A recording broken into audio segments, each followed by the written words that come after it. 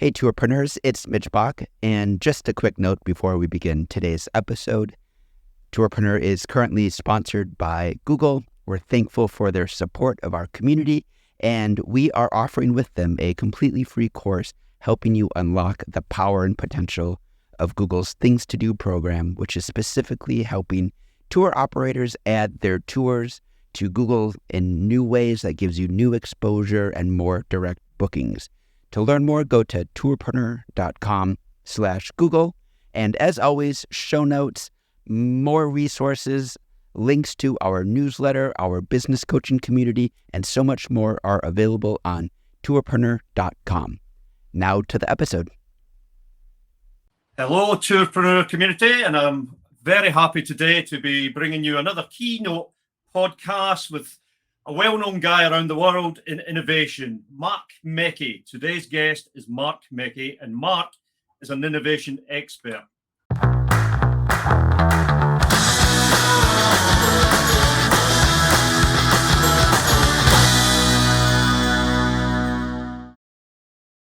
Marc's originally from Belgium, but we're not going to hold that against him. Today, he lives in Barcelona, one of my favorite cities, and a city that we have many members of our community in. And also we have a lot more spread about Spain and Europe as well. So Marc's based in Barcelona. He's an innovation expert, as I mentioned. He's also a corporate trainer, an advisor, a coach, a speaker. Gets employed all around the world, and also an author. He's known for demystifying technology and simplifying it down so the normal person can use technology. However, one of the main reasons I've invited Marc along today is what she doesn't really talk about, but he has a history as a tour operator and not a short history. He was one of the first tour operators to base himself in China, where he ran his own business. He was a GM in his own business in Mandarin Journeys. Prior to that, he worked for companies like Imaginative Travel, also Travel Indus. So I think in total, Marc, you had about 12 to 15 years as a tour operator? Yeah, I mean, my career in travel spans about a solid 15 years. First, I started off as a guide, effectively. So I know that grassroots stuff very well. I was a guide in rural China, of all places. So, you know, I became a guide on a basically, long story short, maybe as a short introduction of who I am and why I might be sitting here, aside from the innovation and tech aspect, is I am Belgian. I do hope people don't hold that against me, even if I do myself. No, I don't. It's a lovely little country, and I was doing well there. I had a burgeoning career in media and advertising and all that. I was doing well, but I wasn't really content with the Belgian trajectory, which is fairly predictable, let's call it that. And I wanted adventure, as a lot of people who listen to this or view this will probably recognize. All of us have that same gene, I presume. I wanted adventure, and I went on a one-way ticket to Hong Kong and booked a train into the countryside and started working for a British company called Imaginative Traveler, and that was full-on adventure tours in China, every corner of China, really sort of grassroots. Trekking on the Great Wall and trips to Tibet and into the southwest of China, and playing with pandas in Sichuan province, all that stuff. So I did that for a solid 2.5 years, including 6 months in Egypt, a similar thing.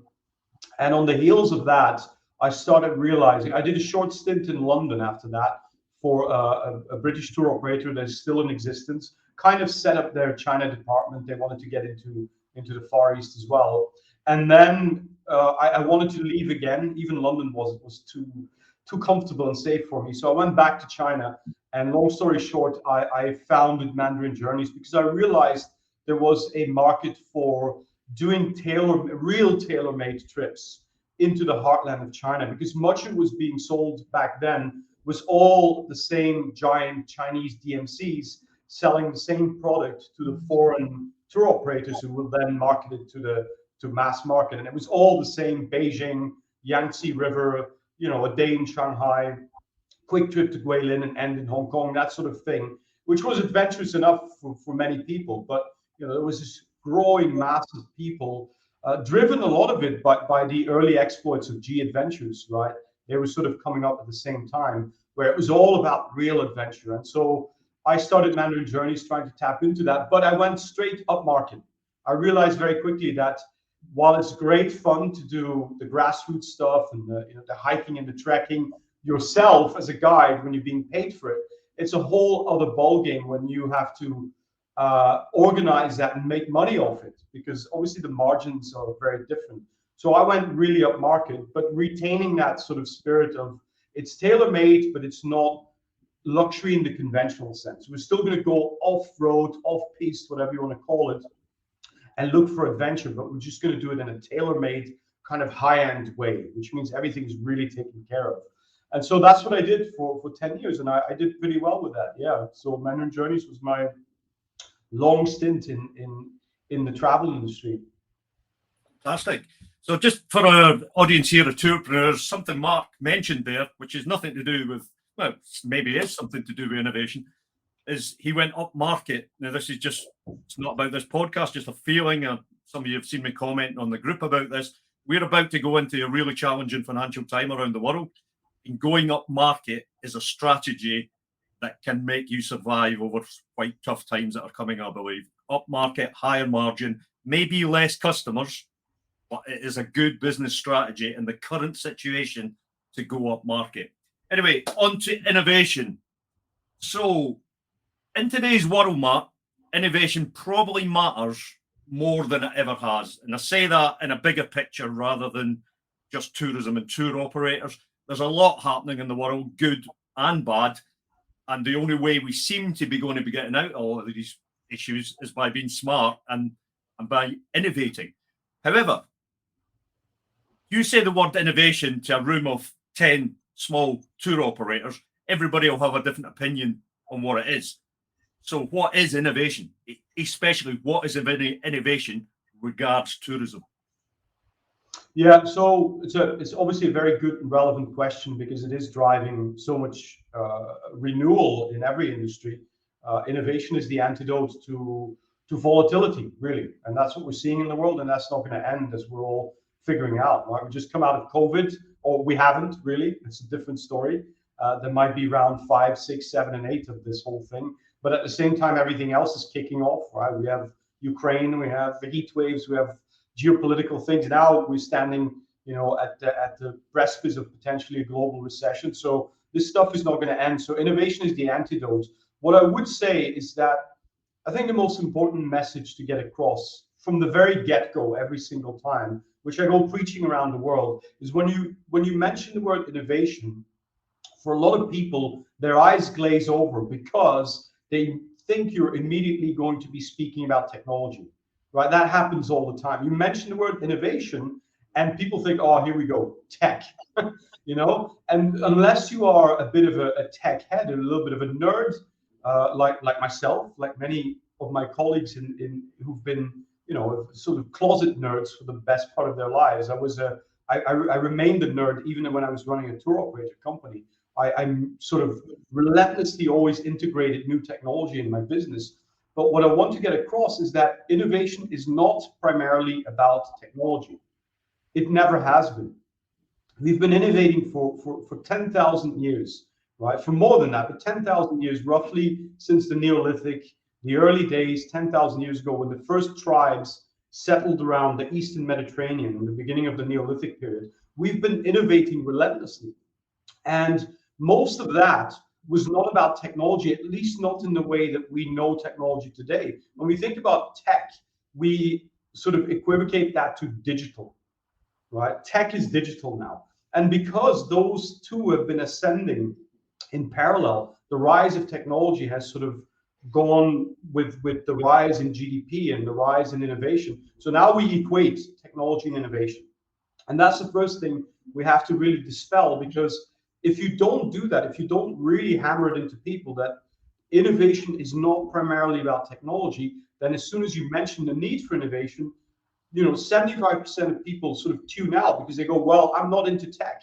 So there you go. So I'm not going to innovate because I'm just not into tech, which is a completely wrong way of thinking, because you don't need tech primarily to be innovative. You can do that in a number of ways that will always touch on technology in some way, have very little to do in many cases with, a deep dive into the inner workings of modern tech. Like the best innovations leverage the simplest tech, right? They sort of, there's an inverse relation between the complexity of the technology and the quality of the innovation almost. Right? The less you can use, the more you can stay away from tech, the more lasting your innovation will be in So general. for tour operators, leading on for that, innovation can be something as simple as tweaking something in marketing, creating a new distribution channel, which could be offline or online. It could be a new product. It could be a new category. So let's get some examples. If I think back to when I started tour operating, there was no such thing as a food tour. It did not exist. No one in the world was selling a dedicated food tour. Now there's a whole massive sector and worth hundreds of millions based around food tours. So innovation could be creating a new category, could be creating a new product, a new experience, could be tweaking the things you already have. Yeah, it's mostly about reinventing what you're doing to get a better, marketable, and sellable result. That's what innovation is. Innovation is not the act of doing something new. It's not. It doesn't count as an innovation until it is marketable and profitable effectively. We're still in this capitalist system, and within that, we have to live with the reality that that's how we have to construct our businesses. And we can be ethical within those constraints. We can be profitable at the same time within those constraints. But innovation is about, just thinking differently, as the old Apple creed went. And so, for example, I was thinking before this call about something that I would do now if I were back in China right now. I could have done this back then, to be honest, but it's slightly easier now in the sense that you could probably do this within the span of an hour. I think if you're running a city tour at the moment, like I'm in Barcelona, you can imagine the place is flooded again. We're close to seeing, local spray painting on the wall again. Tourists get out. It's that busy. So we're back to that. But at the moment, if you're not leveraging all those eyeballs, then to me, you're leaving innovation potential on the table. Like, for example, if you're running a food tour, and in this day and age, after 2.5 years of something like QR codes being embedded in the collective conscience, everyone now is comfortable with QR codes.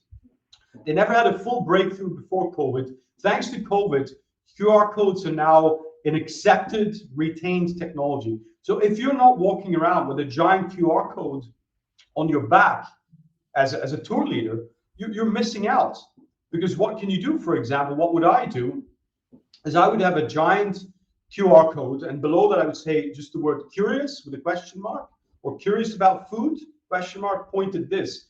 Guaranteed amongst the thousands of people, it's a numbers game, there will be people who just point a camera at your QR code. What you do then is you simply link that QR code to a simple page, nothing convoluted, nothing complex, a simple page or even a YouTube video of yourself or your colleagues in a 30-second clip saying like, hey, we are Barcelona Food Tours. Here's a shot of the amazing food that we do. And come and join us on the next one. And if you scan this QR code, you get a 5% discount. And so that's innovation, right? There is technology involved, but that's secondary. It's a building block. It's a means to an end. And so if you're not doing things like that, you're just leaving a lot of eyeballs, a lot of money on the table. And something simple like that touches on all the aspects of innovation that are important, which is experimentation. There's nothing holding you back from doing something like that as a grassroots experiment. Even if you are a single food tour individual or just two people running a local tour, you go to a local print shop, right? You take a white shirt from here, the rebajas, the discounts, right? You can take a €5 shirt, take it to the printer, make a QR code and a free QR code generator online, costs nothing. Print that on the back with a clever turn of phrase, or just say, you curious about Barcelona food? And giant QR code, have people point at that and experiment with that, right? And that's free traction. You don't have to, people think about innovation in tech, like, oh, we need new distribution models, and they see on LinkedIn all these mentions of new APIs and things like that. No wonder people's eyes glaze over, you know. So it's just about making that mental switch towards simple experimentation. I use an example from my own background that in the early 2000s, I was leading a lot of multi-day trips, venture trips, places like Nepal, Pakistan, Kenya, all around the world, really. And they were all traditional trips. They were like 2 weeks, maximum 3 weeks, because that was the market. Everest Base Camp, Kilimanjaro, a lot of customers, a lot of competition, a lot of pressure on price, on margins. And I was often speaking to the guests, and the guests were often commenting how they would love to spend longer. Now, they didn't have longer because they had 2 weeks off their work, but they had an ambition, they had a drive to spend longer. So I got thinking about that I keep speaking to people that would like to immerse themselves in these destinations for a much longer period of time. No technology involved. So I started experimenting with trips that were much longer, 4 weeks, 5 weeks, 10 weeks, 100 days. And everybody says you're off your head. There's not a market for anybody taking 50 to 100 days off. Well, there's a massive market for people taking 50 to 100 days off, but there was not one tour operator often offering trips that lasted that long, that really embedded you in a destination. So basically, we took control of niche, yes, but it was a niche, high margin market that we didn't worry about competition because there was no competition. And I basically dropped all my other trips within 2 years. And we only focused on very long, challenging, total immersive trips. No technology involved, apart from social to reach the customers. We just used social to reach the customers. And that was driven, that's where I'm going to with this, is I've always looked at innovation. I'm not great with coming up with technology solutions to innovation. I'm good with technology, but I'm not great at coming up with technology solutions. But I'm good at finding out what the customer wants. And I always start, when I'm thinking about innovation, it's not what I want, it's not what I think. I have to go and find out what the customer thinks, what the customer wants, because they're going to give you hints, they're going to give you direction, and then you can play with it. Yeah, that's true. And one, before I answer that and sort of try to direct that a little bit, is one point that I want to make for the people listening is that until you leave this industry, you don't know. I mean, I fully respect how hard it can be. I've been there. I know the hard sides of it.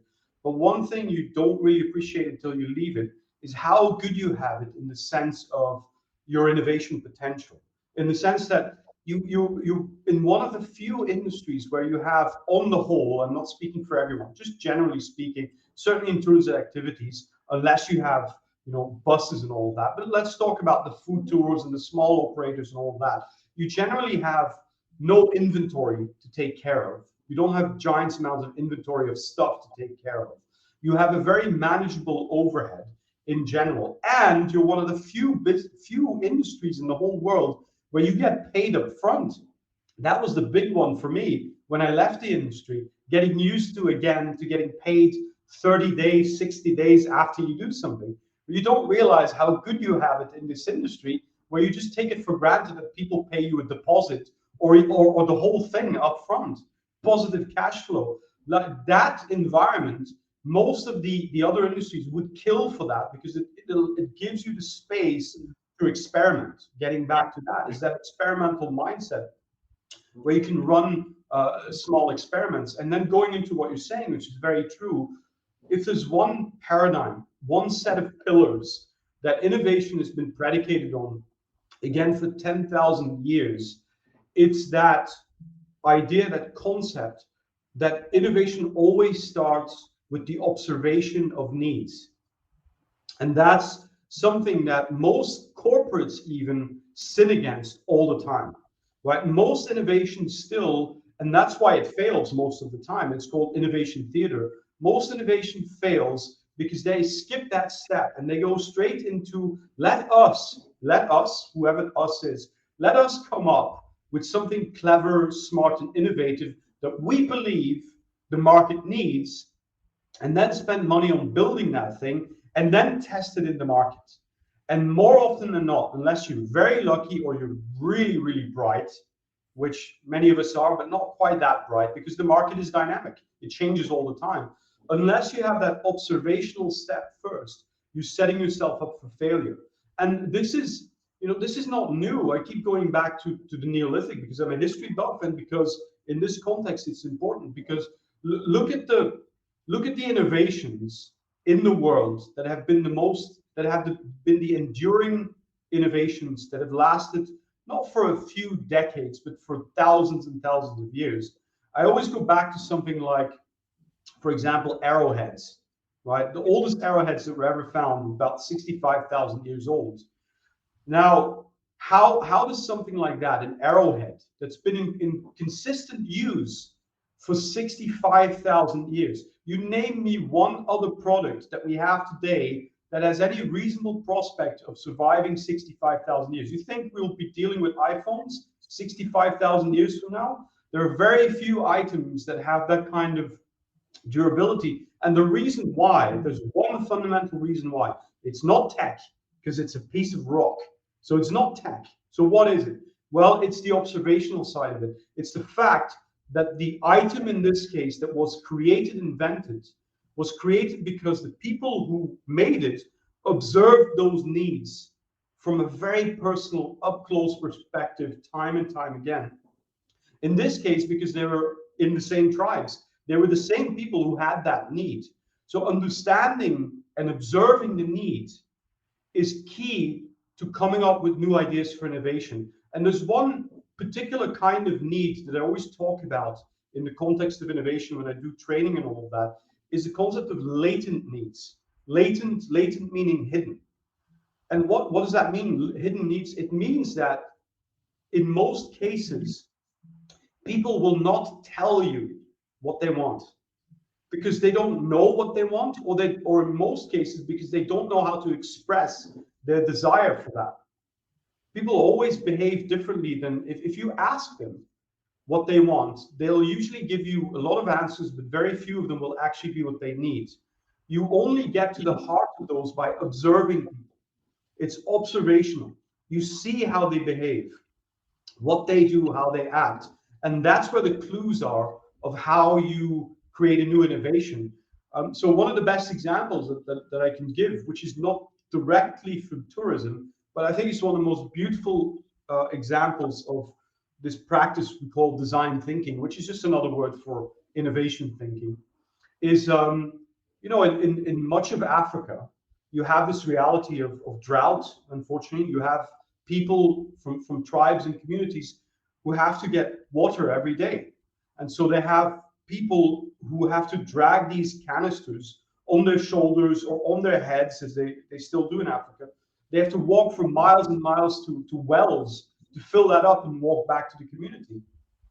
And so that's heavy. It's bad for the neck. It's hot. It's not good. So what did someone come up with, which is a company called Hippo Roller in South Africa?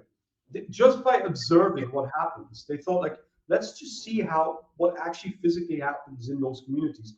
And they came up with something called the Hippo Roller. And the Hippo Roller is nothing but, there's no tech involved. There's no chips, there's no blockchain, there's no AI, right? There's certainly no metaverse involved. It's just a barrel. It's a barrel with a handle on it that you can just push and roll. And that's it. And in doing that, I urge people to have a look at Hippo Roller. I'm not affiliated in any way. I just really love the example. And just by doing that, these people from these communities can now roll their barrel very easily to the well, fill it up, much higher volume, and roll it back. And those people will never tell you they need that. That's the point here. Never will they come to you and say, I wish I had a rolling barrel to take away from the strain of having to carry these things. It doesn't happen. You only get that through observation. And that's what the point is here. That reminds me of the customer, the guest, rarely buys what the business thinks it's selling to them. Yeah. The perception in the guest head is often different from what the business thinks it's selling. One of the mistakes, or one of the many mistakes I made when I was building tour operations regards innovation, is I spent a long time going back to my best customers, looking to innovate on my best customers. It was only when I went further down my customer list into customers who weren't my best customers, customers who were coming just once, customers who weren't really that engaged with us. Once I started speaking to them in depth, we were able to create a lot more new channels, new businesses, new products by getting away from what for well over a couple of years we thought we have to really embed ourselves with the best customers to come up with new products, new channels, new innovation. Whereas the reality, the gold was hidden in not our best customers. Yeah, exactly, and you only get that through really observing and not jumping to conclusions. I don't know if you've ever seen. I'm sure it's done the rounds a few times about this realization that they had in World War II. About planes getting shot at, and planes would come back to RAF planes and Allied planes. Yeah. They'd come back with the edge of the wings riddled with bullet holes. Just absolutely riddled. And then the pieces closest to the wing were actually completely unspoiled. There were no holes in them. So they made the decision like, oh, clearly we need to reinforce the outside of the wings, right, to protect the planes. But then someone remarked that, and they finally figured out that that's the wrong way of thinking. That's the obvious way of thinking. It's like, wow, the outside of the plane are riddled with bullet holes, and the inside close to the cockpit are fine. So clearly we must reinforce the rest of the wing. Actually, it was the opposite when they started thinking about it, that the planes who never made it back were the ones that were shot close to the cockpit. Yep. Well, yes, there was one reason why you never saw bullet holes there, because the only ones that made it back were the ones that were shot on the outside of the wing. The ones who were shot on the inside, they never made it back in the first place. Yep. So they had to reinforce completely the opposite of what they thought they had to reinforce. And that's a beautiful metaphor of that kind of thinking, where you have to, not make assumptions. Just let the data, and that's part of this. As I always explain, this observational quality is not subjective. It really is. It's much more data-driven than people think.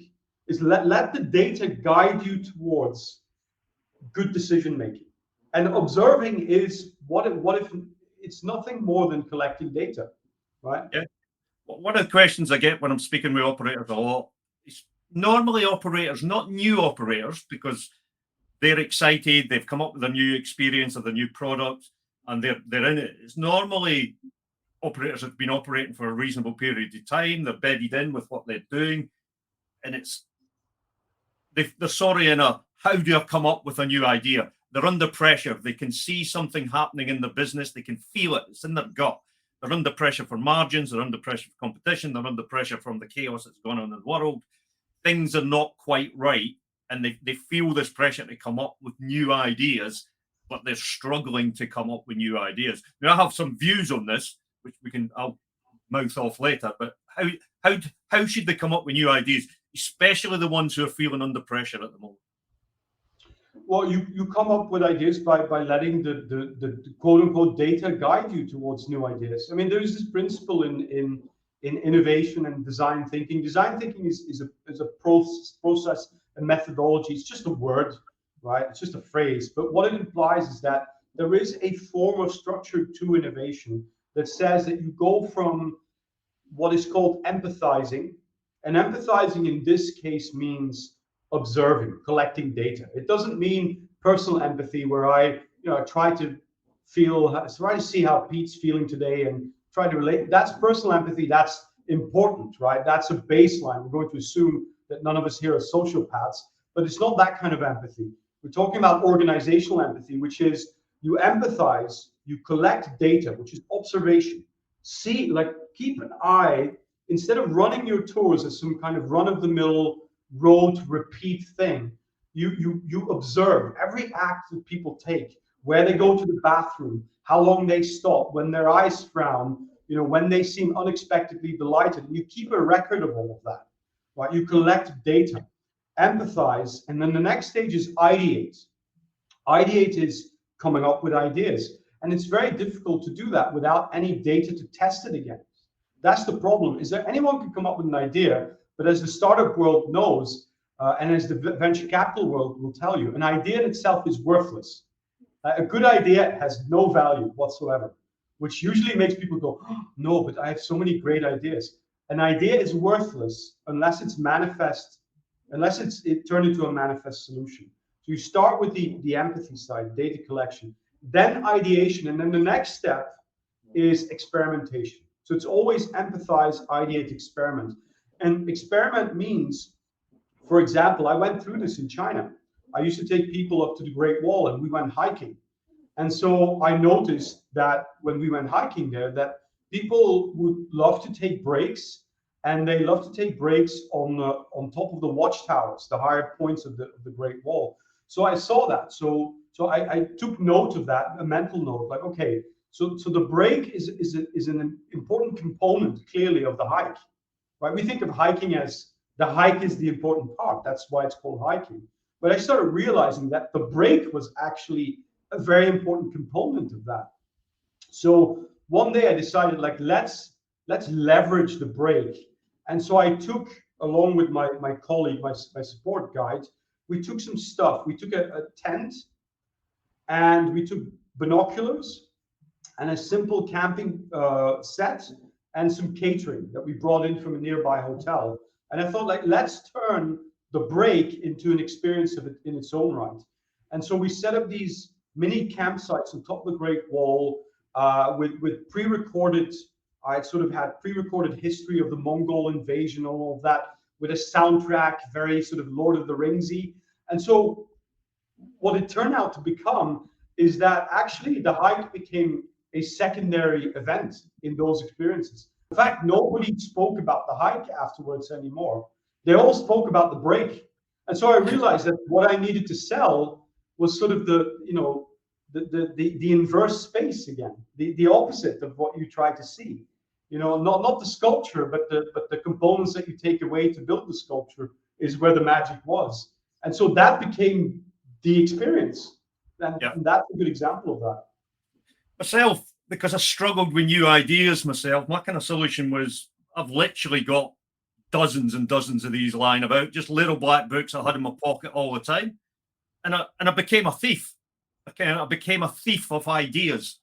So as I was traveling around the world, normally I was looking outside of tour operators. Some of the books are full of stuff from the other tour operators, but normally I was looking at other businesses, other sectors, just sitting at a cafe, watching the world go by, filling little books with ideas that I'm basically stealing from what is already happening. And then when I got back to base, I'd go through the ideas and say, how can I use that idea in my business? Now, the vast majority of them would get stroked out, interesting, but I couldn't see how I could use it. But that, for someone who struggled with coming up with new innovative ideas, I basically became a thief of ideas from other sectors and other industries. And that's the best way of doing it. There's two kinds of innovation, really, and one is hard. There's nothing easy in this world. We all know that. Nothing easy in life. But one is hard, and the other one is nigh on impossible. And there's two strands of innovation, and mostly people are focusing on the near impossible one. There's proactive and reactive innovation. Reactive innovation means you take something that already exists in some form or another in your industry or any other industry, and you convert it or you put it together with another item or component or idea, and you create a new way of doing something. That's a reactive innovation. You're responding to something that's already out there. The much more difficult one is proactive innovation. Proactive innovation being you basically have to conjure something out of thin air. You're creating something that hasn't existed before. And that is actually not called innovation. It's called invention. That's the difference between invention and innovation. And inventing stuff is really, insert profanity, hard. Yeah. Inventing is really, really hard. Just ask any of them. You take the brightest people who've ever lived, at least we tend to agree by consensus. Take Darwin, take Tesla, take any of them, take Einstein, take Da Vinci way back. And none of them just went one day like, oh, here we go, boom, I'm done. All of that was the end goal of their life's work. You know, Edison famously with his 10,000 failures and all that. And that's someone as bright as Edison. Yeah. Most of us, you and I included, are no match for Edison. I think we'd all agree on that. Yeah, no, that reminds me, when I've gone for completely blue sky, completely new stuff, the only thing that's really come out that it's looked fantastic was the spreadsheets. The spreadsheets looked fantastic, but everything else was just a mess. It just didn't work. But on the spreadsheet, it looked like it was going to work. Yeah, and you just, people have to get off this two ideas. One is that technology drives innovation, or that all innovation is predicated on technology, and that innovation means coming up with something completely new that hasn't been done before. That's not innovation, it's invention, and it's damn hard. It's really, I've been in this for a very long time, practically sort of in a tactile, on the ground way, running companies and all that, but also now more from an educational perspective. And I know how hard it is to invent something. So don't try. Don't, you know, unless you think you're a Musk or even Elon Musk didn't invent most of the stuff he's dealing with, right? That's not what he did. He will readily, I'm sure, admit that this is really hard. So don't try to invent, and don't base everything on the idea that you have to use technology. Like, just take existing concepts and make them better. If you want to be competitive and going forward, like, the best metaphor that I always keep in mind is that idea that if I went hiking with you, with Pete Syme, and we went hiking in the woods, and suddenly we were set upon by a giant bear that started chasing us, then what I need to do is, I do not need to outrun the bear. I need to outrun Pete. That's what I need to do. So that's a lower bar than outrunning the bear, which is just plain stupid, because I can't. So that's the same thing. It's like, trying to outrun the bear is inventing something new that is predicated on new technology, which is what we see today. Like, everyone going, I'm going to take a blockchain or AI, insert your favorite buzzword here. I'm going to take an AI or a metaverse or a blockchain and then do something to beat my competition. Well, good luck to you. You know, It doesn't work that way. So build a better mousetrap. And doing that, again, in this industry is in a way easier than any other industry, because you have upfront cash flow, you have a low barrier for experimentation. And if you start looking around and adapting that mindset, you suddenly start seeing incredible opportunity everywhere for leveraging the world around you to do things differently and get ahead in the game. I want to give a few examples of that when we move forward, of what people can do that will probably blow their minds, like, wow, we never thought of that. And it's not about, investment and massive spending a year building a new product. Please. Yeah, no, for sure. One of the things, when I've been consulting with tour operators, and I know where this comes from passion and the desire to create the perfect experience and the perfect tour for guests. And they go into such detail in the creation of a new experience. When I say detail, I've worked with operators who have spent a year, in one case 2 years, developing a new tour and a new experience for operators, for their guests. And in this fast-moving world, I just don't believe you have the time or ability or broadband to be able to do that. So I kind of work with a concept of good enough. It's like, do it fast, get it out there into the market, find out if it's getting traction. And if it is, then iterate. If it isn't getting any traction, have a little tweak. And if it isn't getting any traction at all, get it away, get out there. But don't, and I understand why operators do it, because they're passionate about the experience and the product. But spending months and months developing something that you don't know if the customer really, really wants, to me is and we have all the tools today to find out really, really quickly whether this is a goer or whether it's not. And this is about saving not just money, but a huge amount of time to be able to deliver new experiences and new products. Yeah, and let's just say it like it is. I mean, both of us have a tradition of just speaking our minds. And let's say it like it is. In many cases, there's a lot of ego involved as well, where people fall in love with the solution rather than fall in love with the problem. And that is the problem. You have to fall in love with the problem, not with the solution. Because if you're trying to sell it because you're passionate about the product, then you're treading a very dangerous path. Because it's not you who has to fall in love with the product. It's your customer who has to fall in love with the product. That seems so obvious, and yet it is the reason why 50, 60, 70% of businesses maybe not fail, but you get stuck in sort of a in eternal purgatory of non-profitability or just about making it. It's not you who has to fall in love with the product, it's your customer. And the best way of testing that is by serving the customer a lot of different dishes. And I use the word dishes very deliberately because that's what you see in a lot of successful restaurants. I was watching a TV series about not Master Chef, whatever, some top chef, very beautiful documentary on Netflix. Anyway, a lot of these restaurants their success is predicated on the fact that they don't serve the same thing over and over. They experiment all the time. They'll serve new dishes, and then the chef is looking from the kitchen to see what happens in the dining hall, right? They actually read the reactions of the faces of people and then tweak accordingly.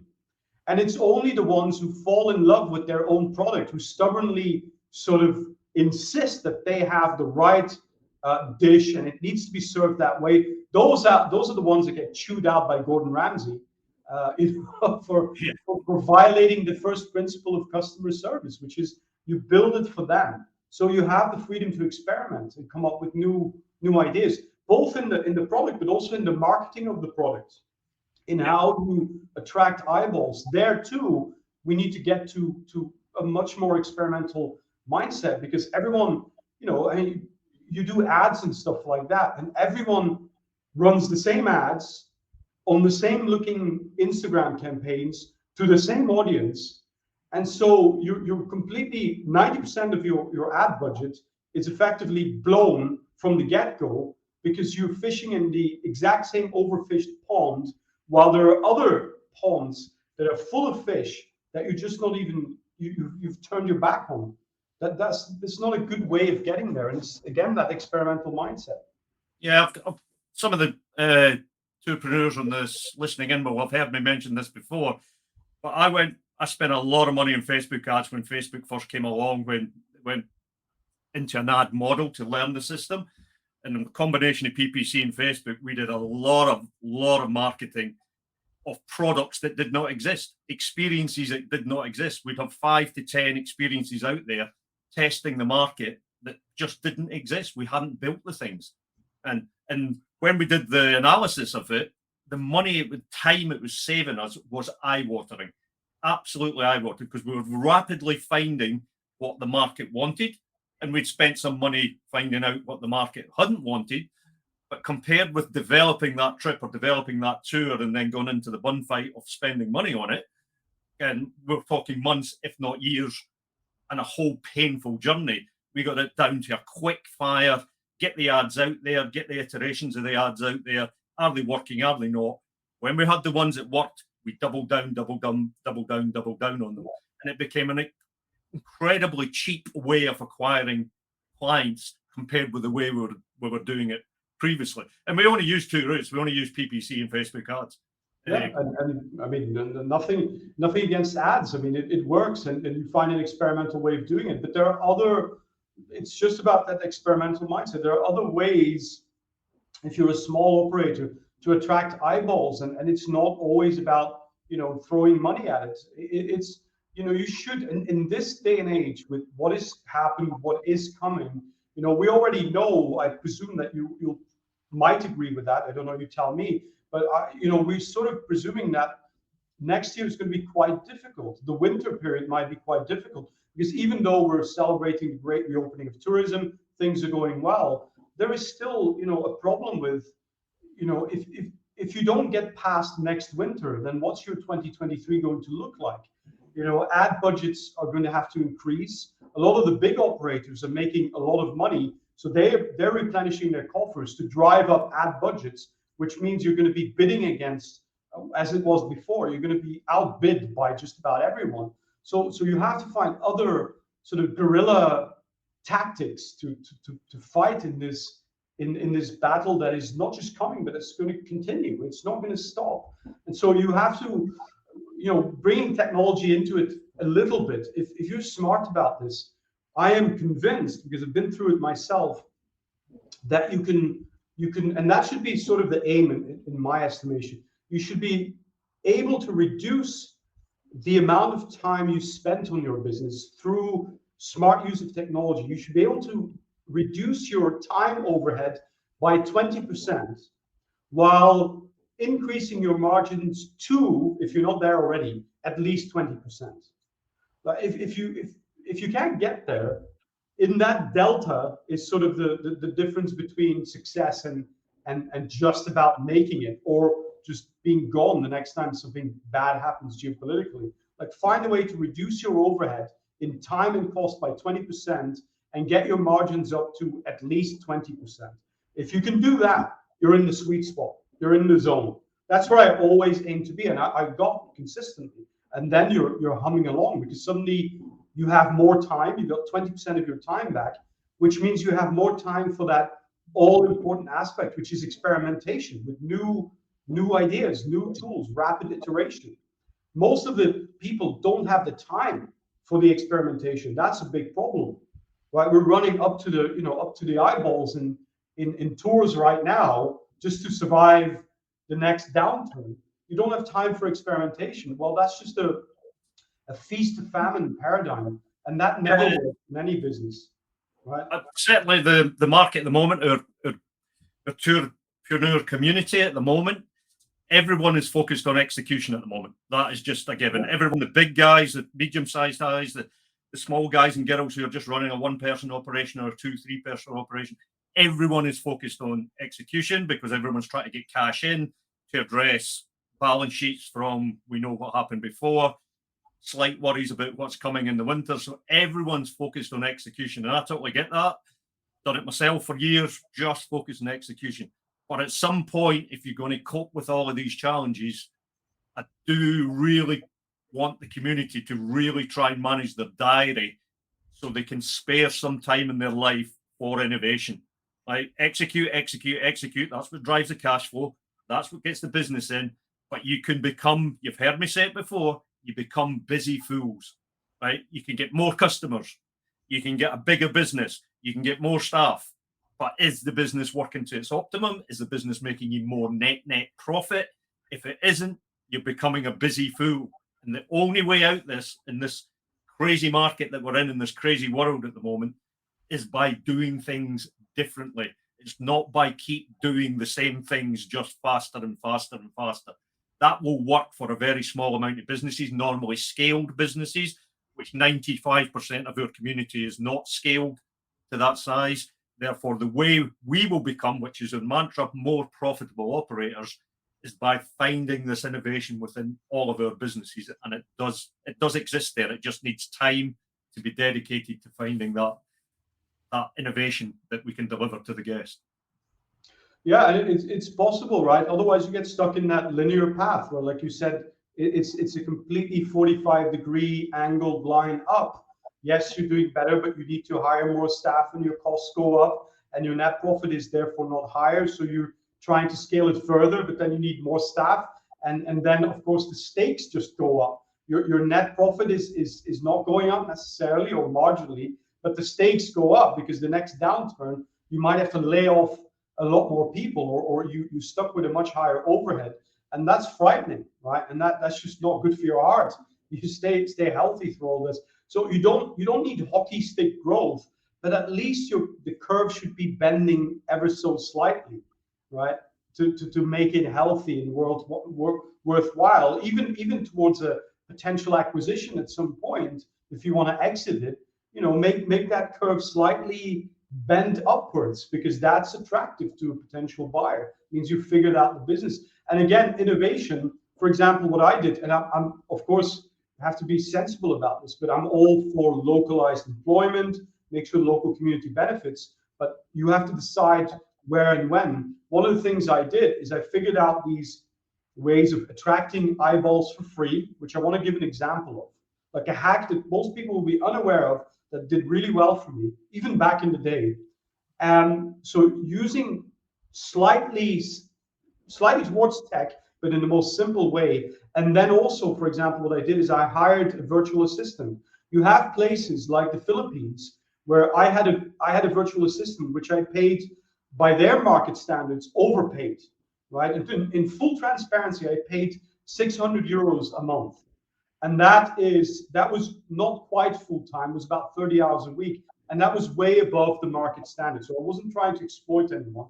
This was in the north of the Philippines, a girl who was eminently capable, very smart girl. And so that salary went a long way where she was, right? That was like 3 times or 4 times. That was the equivalent of making 3,000 euros net in Europe, which is not bad. And so I taught her how to use these hacks, and she did it for me. So that went a long way towards reducing my time on Mandarin journeys, nuts and bolts of keeping it running, and towards experimentation. And then you reach at some point, you reach kind of escape velocity where that becomes a self-fulfilling prophecy. Because what I learned is that it's you're never stuck in a circle. Never. It's always a spiral. The only question is the spiral going up or is it going down? Yeah. That's what I learned. It's never lateral. It's never flat. It's either ever so gently or very quickly spiraling down, or ever so gently or quickly spiraling up. And you have to choose which path you want to be on. And that, to get up to that upper path, the spiral up, that's where innovation is really important. And again, it's just about smart thinking. So, Mark, just to lead up to finishing this up, you mentioned some hacks or some hints or some tools that our community could use to spur some innovation, maybe save them some time to free up that time to be able to innovate in their own business. Could you just cover off some of the things you were hinting at? So I want to give a few examples from the more experimental to the more very practical and implementable, although all of them are easy to implement. So one of the hacks I did a long time ago, I did it first in China, and then I did it very briefly here in Barcelona as well, is I bought one of these things. This is well, you can't see it because of the green screen, kind of see it. It's a little router, an internet router. So basically what I did is I just connected a battery to it, like these USB batteries. And this little router allows you to also install, very simply, a welcome page for shared Wi-Fi. The way you do it when you go to a restaurant or an airport is social Wi-Fi, right? Where you connect to the Wi-Fi and then it shows you a login page. You have to use your Facebook or email address, whatever, to connect. So it was that sort of idea, except I did it on this device. It takes a SIM card. I got an unlimited 4G SIM, which cost me about 40 euros a month, which I only did for a while. And I took this thing, I created a custom landing page, very simple, drag and drop. There was no coding, no nothing. And it had the company it was a real estate company. My wife is setting up her own real estate business. I wanted to drive some eyeballs her way. So just plug that in. I took that to the airport and started broadcasting a Wi-Fi signal, free Wi-Fi, so people could connect to it and use it to check their email and all of that. But the first thing they saw was her landing page. So they could leave their email address or connect through Facebook. And so she had this social Wi-Fi that was highly portable. But you can do this anywhere. So where I would use it in the tourist business is get one of these devices, go to socialwifi.com or any of the providers, you can install this, and then take it with a battery pack.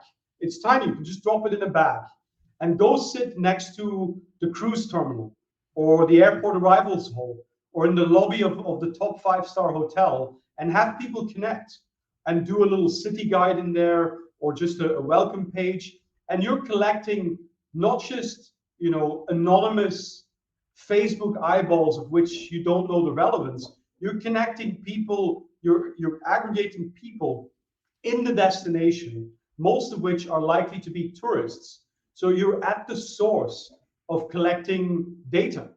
And that's aside from the cost of this, which is, $30, and the battery pack, which is another 20 or something, and then the 4G SIM card. That was just about the cheapest hack you could do for collecting highly relevant, customer information. So that was one thing I did, and that works really well. So you can actually still implement that. Campsites, you can take it into central London, go have a coffee, drop that thing where there's a lot of people connect to your Wi-Fi, and you're collecting leads. Go do it in Canary Wharf where all the bankers are, and start selling luxury holidays. That's what I would do in that high margin sort of environment. So that's one of them. The other one but I have to put this on the screen. I don't know if I can. Can I share my screen somehow? Yeah. Yep. Let me share my screen. Just 1 second. Okay. Okay, you can probably see my Google Maps. Yep. Okay, so I think we can all agree that Google Maps is a resource that is used by a lot of people, and a lot of people who are traveling. That's perfect logical sense, right? It's Google Maps. People who are traveling use this. One of the things that you can do when you have a Google account, you can actually become a contributor, right? You can become a contributor by leaving reviews, which is a nice thing to do, but you can also add photos, images to Google. And the good quality images, they start getting a lot of traction. But what else you can do? So that's a good way. First of all, what you do is you start adding images, but in the image, you make sure that you are visible. If you're a food tour, is you start taking pictures, you're a food tour in Barcelona, you make sure that you are in that picture with a QR code on your shirt or your website or your hashtag of Instagram. You put yourself visibly in the image, not obstructing it, because then you don't get banned, but be sensible about this. But it's perfectly fine and rational to be in the picture yourself with your t-shirt on saying food tours in Barcelona, and take pictures, compelling pictures, good shots at compelling locations, and add them to Google. That's one thing that you can do, start driving a lot of eyeballs. You can take it a step further. What I did for the that same real estate initiative for my wife, which later she joined another business and integrated that, so it's now defunct, but it worked very well, is I got one of these. You can't see that, but this is a relatively cheap panoramic camera. It cost me 400 euros. Nowadays, you can find them for 300. And you just pop this in the middle of the street, you use your phone, and you take a snap, and it stitches it together and makes a panoramic image. So I did that. And for example, let me show you here in your contributions. You can see that there. And so I went to photos, and these are pictures that I uploaded. And some of them, you can start seeing the numbers that I'm getting. And remember, this is free, right? There's no charge for this. So I started adding, you start seeing the numbers that I'm getting. Now let me take you to this one. This one I took in Alicante, which is a nice city on the Costa Blanca, very popular with tourists. And then you have the Rambla, which is the promenade basically. And so I put this tripod there. I took a panoramic picture, and you can see the teller is at the moment at 62,000, give or take 63,000 visits. Now, Google gives preference to panoramic images. They get featured. That's why the numbers are so high. But the kicker is, when you open this image, you can see that. What you can do is you can stitch something into the panoramic image. So people start looking around, and you can do this more overtly than I did. I wanted to stay a little bit discreet. But when people are looking around, have a look at the floor. See this? That's the logo and the branding of that real estate business. It's actually stitched into the fabric, the surroundings of the panoramic image on a main tourist site in Spain that has now been seen by 63,000 people. Now, I ask you the question, what would be the cost of this if you were to try to do this in the real world? Have a giant sticker that's viewed by 63,000 people stuck to the floor of one of the biggest tourist attractions in one city, right? And you can do that. That cost me very little. It cost me the cost of this panoramic camera, and then just going there and taking pictures. If you're out and about all the time anyway, and you carry one of these, you can do this right on repeat all the time, and you can put this on Google, and guaranteed it will be seen by thousands and thousands and thousands of people, which is again a highly relevant audience, because guaranteed these are people who are interested in travel, or they wouldn't be on Google Maps. Maybe they're not all seeking your product, but for brand awareness, this is it's like a magic hack, right? It's free. Yeah, to give the community some hints on this, I haven't spoke to this guy since the pandemic, but pre-pandemic, I know a guy who was using this hack at scale in Glasgow, and this is going back to 2020. He had 70 million views on his photo collection on Google just by doing Glasgow, one destination. 70 million views. So this is a free hack that a little bit of effort to go into this, and you're going to get a lot of traffic for free. Yeah, I mean, how much would it cost you somewhere else? And Google Maps is highly relevant. See, here's another picture with 50,000 views. You know, some of them 3,000 views. But I just did the same thing. You know, just stick your. You can see my camera there. You see part of it standing there. So and you can put yourself in the frame, which is perfectly reasonable. You can put yourself in the frame with your shirt. You can be holding a plate of food. Like, be creative, and that is innovation. And yes, it uses technology, it leverages technology, but it's not about technology. You know, there's no blockchain involved, no nothing. It's just me and a car and some intrepid driving around the coast and putting this thing on the ground. If I had to start all over in tours and activities or in travel, I'd be doing this all over the place to get to the kind of numbers that you said, like in the millions, in the tens of millions. Try and do that anywhere else. And Google Maps are about to become a lot, they're already incredibly important, but with Google moving a lot of their product onto Google Maps, we are going to see bookings of activity. We are already seeing bookings of attractions. We're going to see bookings of activities on Google Maps. So this has become more important, not less important. It is they're trying to make Google Maps their super app. Yeah, I mean, it's in the top 10 most visited websites in the world, or the most visited apps in the world. So it's not a trivial thing, this Google Maps thing. It is, you can run and scale an entire business just on that. And it costs you at the moment nothing. Like, how many opportunities like that do you have? Especially again in the tourist field, there's not that many industries that can leverage Google Maps in this way. You know, you could, even if you're a library or something, you can do now internal views, which is another thing. Even if you have an internal office space or something that is not based exterior, Google allows you now to do inside views as well, so people can get off the virtual street and into your surrounding. Leverage this, please. But again, you're not going to be able to do this unless you have the time. And to have the time, you're going to have to innovate your way out of that by using technology intelligently. Use a VA. Spend the 500 or 600 euros on getting a virtual assistant. They will help you offload a lot of stuff. In addition to that, use technology, simple technology like Zapier. I don't want to get off on a technology tangent here, but you have tools like Zapier where you can automate simple things and anyone can use it. It's just basically a system that says, if this happens, then do that. If I get a mention on Facebook, then automatically post a reply or a recommendation or whatever it is. You can automate a lot of things.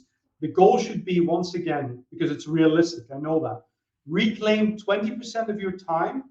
That's the goal. Reclaim 20% of your time and make sure you operate at least a 20% margin. If you can do those things in combination, you're off to the races. Right? The world's your oyster. Okay, I would like very much to thank Marc for all his hints and help here.